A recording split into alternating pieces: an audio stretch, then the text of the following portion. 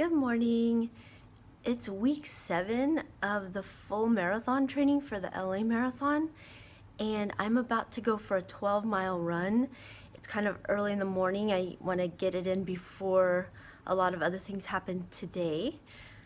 I did injure not my big toe, but the second toe after my big toe on my right foot.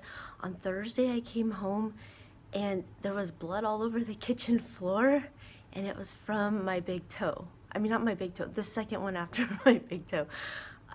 So I have a Band-Aid on it, and I have gone for a couple of shorter, I've gone for 1 3-mile run with that toe, but I'm keeping a Band-Aid on it because I don't want to get any dirt inside of it. So as a barefoot runner, be really, really careful of open wounds. I've only had a few, but keep them as covered up as you can. So like I said, I'm about to go for a 12-mile run, and I will tell you how it goes afterward.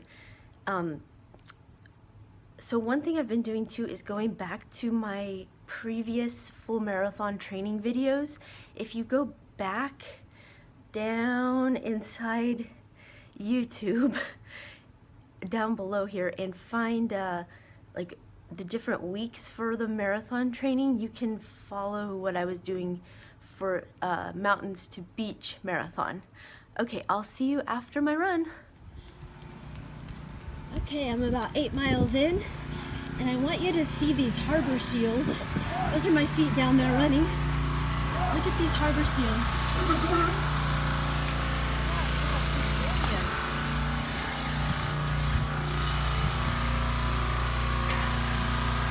They've been barking all morning, but now they're not barking. All right. Hi, I just ran 12 miles and I feel great, praise the Lord. It was a really good run. And so I have that injury on my toe.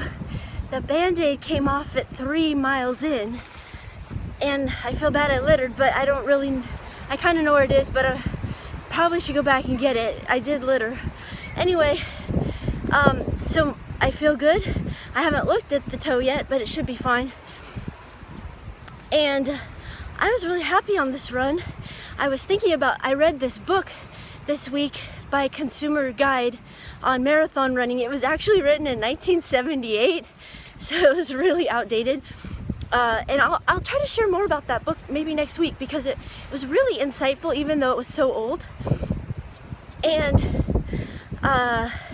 it talked a little bit about Bill Rogers, who's a famous runner, and how Barefoot, who was the 1968 Boston Marathon winner and the editor of Runner's World, he talked about how Bill Rogers, who was his roommate, would run like a puppy, like a happy little puppy.